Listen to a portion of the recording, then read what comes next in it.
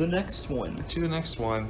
Versus Super Mario Bros. Yes. Explain this game, Skits. Well, Slam, versus Super Mario Brothers is really an arcade version of Super Mario Brothers, but it's not like it's graphically superior or runs on different hardware. It's actually running off of NES-based hardware with a few differences. It's got, I think, some extra chips or something, but... Yeah, when I first saw this game, I just thought like, oh hey, it's Super Mario Bros. Why is it versus?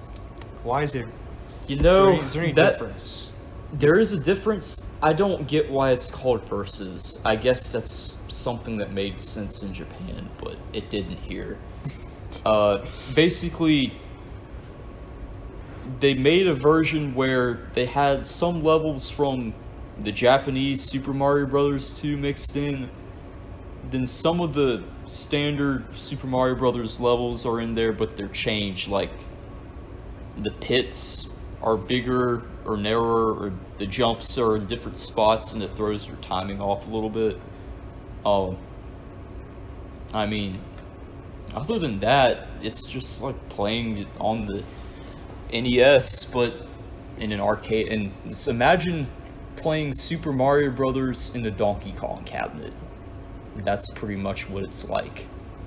Which is a really good experience, actually. Yeah, I would say so, because Super Mario Bros. Is a good game. And Nintendo cabinets are built well. Yeah, they are. At least the 80s ones I'm talking about. Their buttons, like the buttons apparently were oh yeah, big hits. I remember you trying to get a Nintendo button. I was trying to get one for my Donkey Kong because I got the wrong style in. And they were all like... They didn't have any that were orange, is the problem. And they were all like, Nintendo buttons, they go pretty fast because they're very popular and good, best made, I guess, or whatever. Would you say that this is kind of a... You know how in movies, when they came out, first they go into theaters, but then in like the early 2000s, they came out on VHS and DVD at the same time? Yeah. Do you think that the reason why this is a arcade machine is because it was so popular, they decided to make this an arcade machine? Yeah, that's part of it. Part of it's to help advertise for the home console. Plus, they knew that Super Mario Brothers was such a big hit that they, put it out like that. And it wasn't just this, they also put out other NES games. Like there's a versus Excite Bike versus I think there's even a versus Dr. Mario. Yeah, that's what I was thinking about this, because there's also a versus Duck Hunt where you can actually shoot the dog. Well, that's what I was gonna say, because it's kind of like the VHS, like taking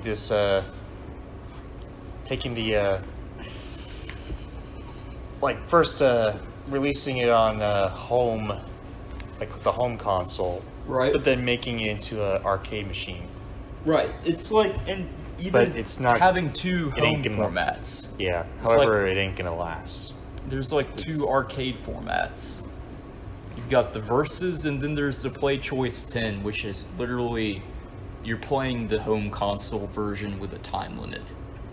So, two flavors of that in the arcade. Wasn't there already a time limit in Super Mario Bros? Yeah, but it's more of like a standard timer for how long you can play the actual game for, not like a level in-game timer. It's external to the game you're playing. Like, the timer's there even if you play, like, I don't know, some other game like Dr. Mario. I got you. So yeah. This isn't a multi-cade, is it?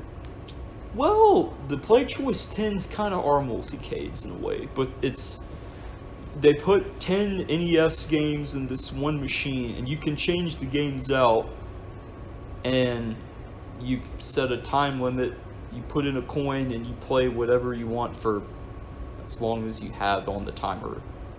It lets you try out games. But the Versus ones, though, are more standalone arcade versions.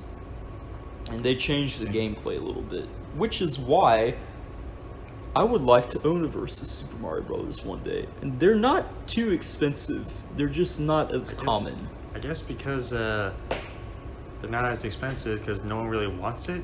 They're because People like them, but they're less desirable than like a Donkey Kong, for example. yeah, probably because you know, you can buy the home console version, And it's pretty not much the really- exact same thing Yeah, for the most part. for Like, the most part. technical wise, yes, but they did change some levels. Yeah. You know what's interesting? This, like, Mario, I guess, set the stage for home console gaming. 'Cause Right. I actually can review this because I played the home console version. You It's have. pretty much the exact same thing. It's Just Very- about, yeah. it's a very decent game. Very fast paced. Very flowing. Oh, it has It's that got- flow. It's got a very simple goal in It mind. just works. I mean, Go from here to there. I and can then sit hop on the down flag. and treat that game like it's a fidget spinner. That's how good it is to me. Like, I can sit there and just play it and be like, Except this is a good fidget spinner. yeah, that hits the spot. Except it It's ain't, very satisfying. yeah. Except this isn't a boring fidget spinner like you know, Ringer or whatever. This is like a something that actually keeps your attention. Yeah. You know what's interesting? Mario kind of set the stage for a home console gaming Right? and set the stage for a bad video game movies because it was like one of the first Oh, yeah, video he game did. movies. He and did it was both. terrible. What do you know? And apparently, it's going to be made into another movie by Illumination Animation. I think they'll Oh, do a gosh. much better job. I know it's Illumination Animation, but Yeah. you have to remember what they're trying to top here is not hard to top at all. Yeah, I mean, obviously it's going to be better than Super Mario Bros. The movie, but how good is this thing I'm going kind to of be? curious. I mean, they were able to make Despicable Me, and that's a decent movie. Despicable Me trilogy's decent, I will say. It's pretty good. I personally like I mean, them. they have the Lorax, which is so bad it's good. Yeah. I mean, especially Eh. Let It Grow, Let It Grow. Or the Let It Let it Die, die, Let It Die. Let It Grow Up and God, who's with me, huh? Nobody. And, You greedy dirtbag. yeah, and Yeah. that's about it. Yeah, for that's that. about all I got for versus Super Mario Brothers. What would you grade this? A. I would give this an A+. Oh, really? Yeah, because it's a classic Super Mario Oh my god, Bros. I thought you were gonna give this like a B plus or a B. Why? I don't know, It's Super Mario Bros. You would have been like, why would I play this if I can play the home console Well- version, which is basically like the same thing. Well, yeah, but you know, But if you're British.